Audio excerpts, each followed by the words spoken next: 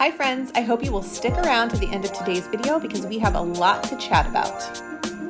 Good morning everyone, welcome back to another video.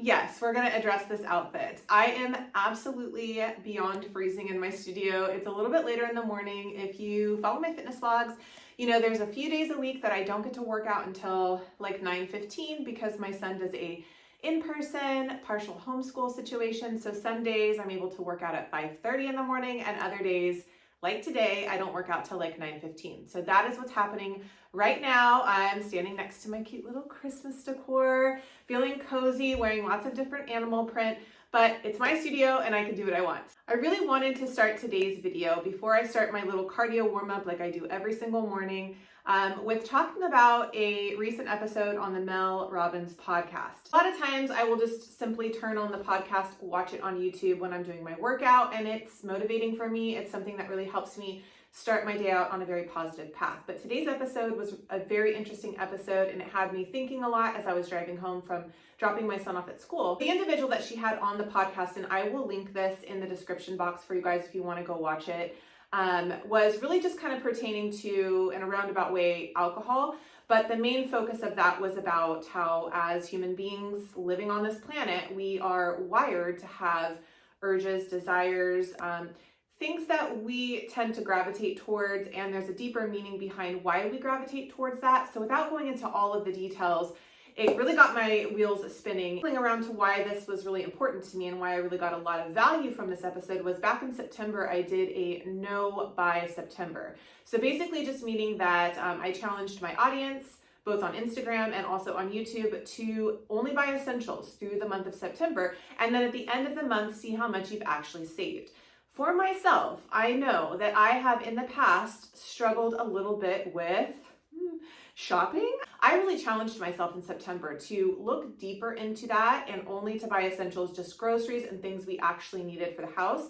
And it was hard. It was a hard challenge for me, but I made it through, and I was actually extremely surprised at how much money, just little things that I was buying every single month that really add up. I'm going to encourage you to watch this episode, have some internal conversations with yourself. I think you're really going to find some value. I really wanted to mention this episode to you.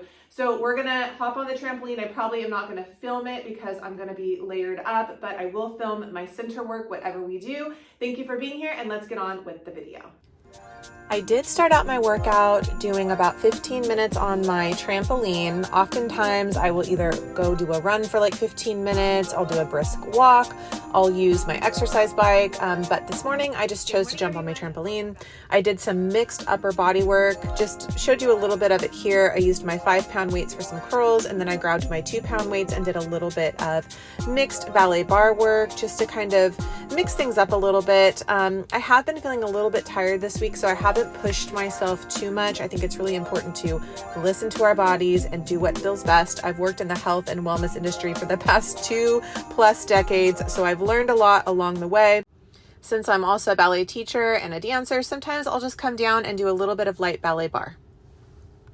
Well, this is a nice cozy spot. I thought this would be a nice time to have an additional cup of coffee today because I just need it. I need a little pick-me-up. I wanted to give you guys a little brief about writing my book, how I was rejected, and how I'm moving forward with it. So it's a book about my father. He passed away 5 years ago. He fought a very long and hard battle with cancer. He was diagnosed with a very rare form of T-cell lymphoma. He was actually misdiagnosed a few times. He went into remission. He was in a clinical trial in UCLA trying experimental medications. And there's just a lot of layers to this story. I also talked a lot about how after my dad passed, I really found myself in a very dark place, just trying to navigate these feelings and really just find my path moving forward. The story progresses a little bit. I just take you along a journey of self-discovery, of finding my passion, dealing with grief, really learning that every single day is a gift, and that's really what the book is about. So 6 months ago, I actually finished the book from start to finish. Now, obviously, there's gonna need to be some editing done, but I have a basic manuscript ready to send out. So what I did was I started researching how I could get my book published, and I chose to try to go a more traditional publishing route rather than a self-publishing route. So what I did was I researched literary agents in the style and genre of book that I wrote. How that process works is that you find a literary agent, you will send them a query. Each query was a little bit different. I sent out about 4 of them via form, and they're going to ask you a series of questions.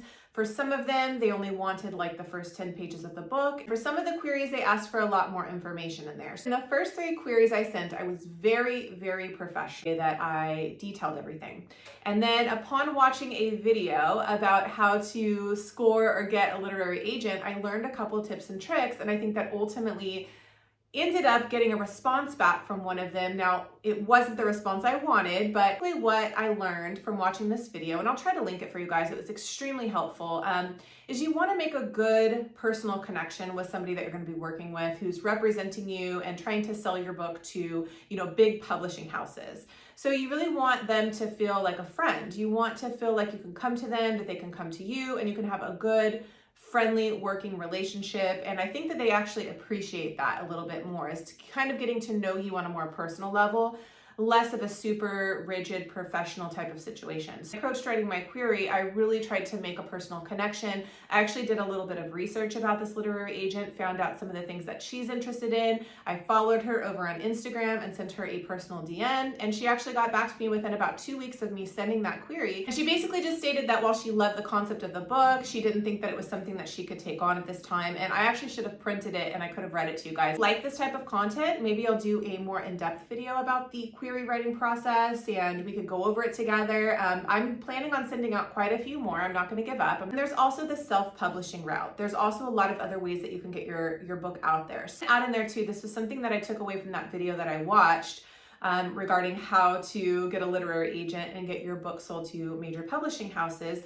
They also did write in there that most of the time, if you are working with a literary agent, they want to make a long-term connection. They want to have you as a client for long term, meaning that you're not just going to write one book for them, you're going to write multiple books for them or a series for them. So with all of that being said, if it's taken you 7 years to write a book and then you send out a query and you make sure to put your hard work and dedication in that query saying it took you 7 years, it could be a red flag to your literary agent that it might take you another 7 years to write a book.